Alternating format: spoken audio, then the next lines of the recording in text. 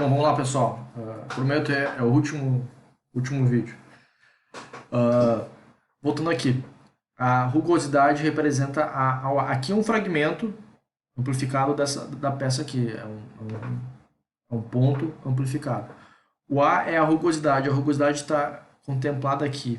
Observem que é uma distância pequena. Aqui o D1 representa a distância de um vale até o outro da rugosidade. A letra B é a ondulação. Observem que essa peça ela vem e ela desce e ela sobe. Há uma ondulação. O D2 representa a distância que tem entre o início da ondulação e o final dela. Então é uma distância maior.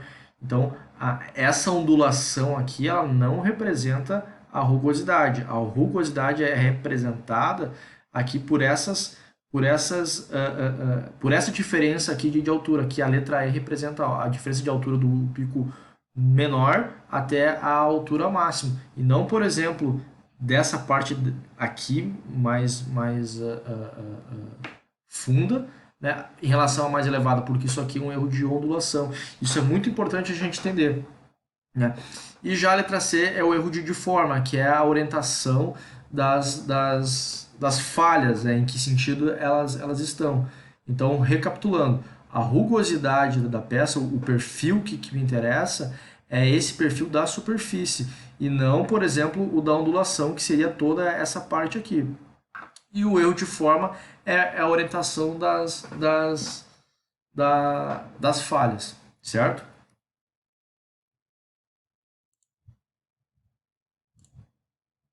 Então, a letra A, rugosidade ou textura primária. Ela pode ser chamada por esses dois nomes. É o conjunto das irregularidades causadas pelo processo de produção, que são as impressões deixadas pela ferramenta, fresa, pastilha, rolo laminador, o bit, sei lá, a serra, né, o dente da serra, se for um processo de corte, né? Lembrete, a rugosidade é também chamada de erro micrométrico. Relembrando, a gente já viu isso lá no início da aula dos erros micrométricos e dos erros macrométricos. Então, um erro micrométrico é a rugosidade. Letra B, ondulação ou textura secundária. É o conjunto das irregularidades causadas por vibrações ou deflexões do sistema de produção ou do tratamento térmico.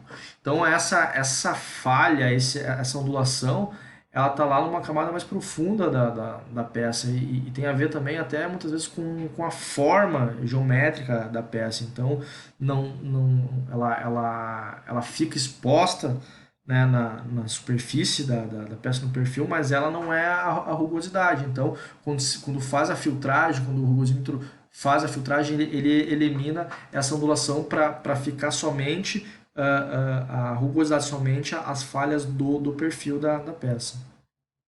E C é a orientação das irregularidades, é a direção geral dos componentes da textura, e são classificadas como orientação ou perfil periódico, quando os sulcos têm direções definidas, orientação ao perfil aperiódico, quando os sulcos não têm direções definidas. Então, aqui no desenho as direções estão definidas, elas estão sempre iguais, mas nem sempre vai ser assim.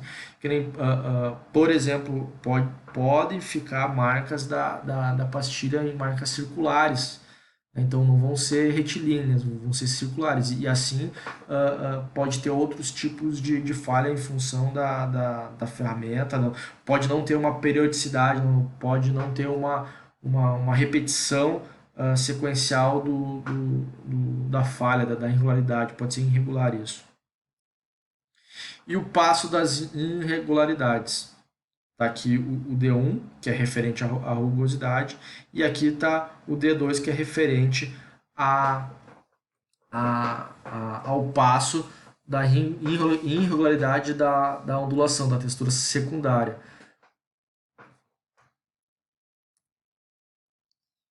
Altura das irregularidades ou amplitude é a letra E, que é a altura.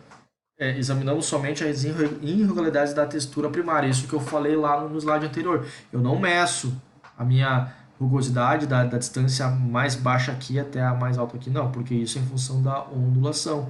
Eu meço em relação a um pico um pico da parte mais alta da falha da superfície em relação à mais baixa. Essa que vai ser a minha altura ou a minha amplitude. Perfil de avaliação. O perfil da rugosidade ele é obtido após a separação do desvio de forma e da textura secundária do perfil efetivo, através do uso de filtros. Até aí, ok, a gente já viu. A avaliação da rugosidade, o uso do comprimento da amostragem, cut-off.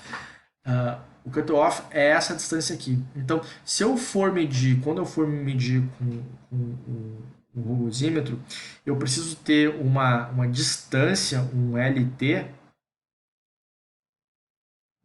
comprimento total, equivalente a 5 vezes o LE. O LE ele é o comprimento da amostragem, o cut-off. Então eu preciso ter 5 vezes esse comprimento, mais uma vez o comprimento inicial e o comprimento final. Então ele inicia aqui, mas ele não conta, e ele começa, pega 5 vezes o LE, e aí depois ele finaliza. Perdão, aqui é o inicial e aqui é o final. Seria nesse sentido aqui, da esquerda para a direita. E a soma dos cinco LEs, que é o comprimento de amostragem, é chamado de comprimento de medição. Então, o meu comprimento de medição ele é igual a 5 vezes o LE. Esses parâmetros eles são regulados e inseridos no rugosímetro, quando a gente for avaliar. Quando for testar a rugosidade de uma superfície, a gente precisa configurar essas distâncias aqui, certo? Rugosidade e ondulação. A distância percorrida pelo apalpador apalpador é a ponta do rugosímetro, pessoal. Deve ser igual a 5 vezes o LE, comentei isso antes, mais a distância para atingir a velocidade de medição LV e para a parada do apalpador, LM. Como o perfil apresenta rugosidade e ondulação, o comprimento da amostragem filtra a ondulação. A rugosidade H2 é maior, pois o LE2 incorpora a ondulação. A rugosidade H1 é menor, pois como o comprimento L1 é menor, ela filtra a ondulação. O que está acontecendo aqui, pessoal? Olha só. O H1 ele está pegando o pico mais alto, que é aqui em cima, e o vale mais baixo aqui embaixo, nesse LE aqui, nessa distância. Então o H1 está me dando a altura da rugosidade. Agora vamos ver o H2. O H2, o LE dele vem daqui até aqui. Percebam que tem uma ondulação na peça. Existe uma ondulação na peça.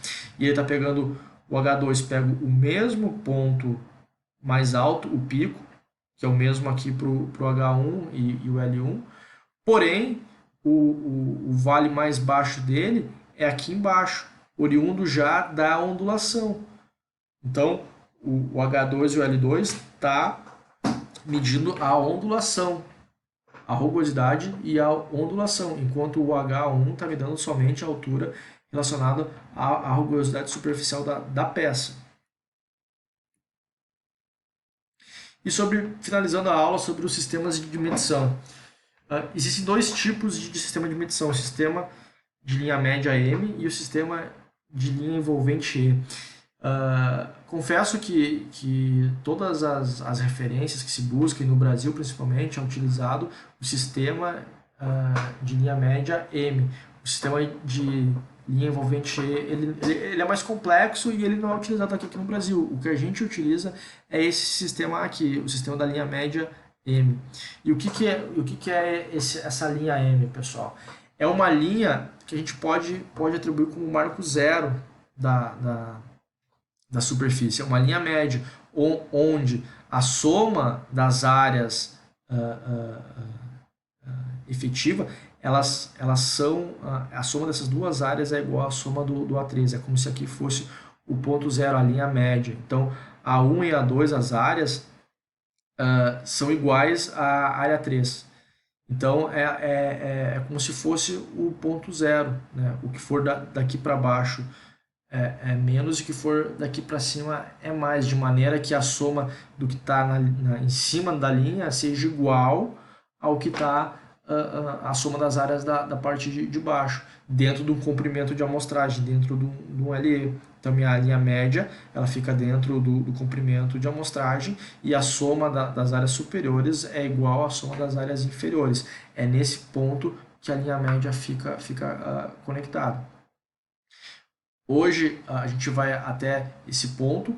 Nas próximas aulas, deixa eu passar aqui, na próxima aula a gente vai ver os parâmetros de rugosidade, a rugosidade média, a simbologia, a rugosidade máxima e rugosidade, botei rugosidade média de novo aqui.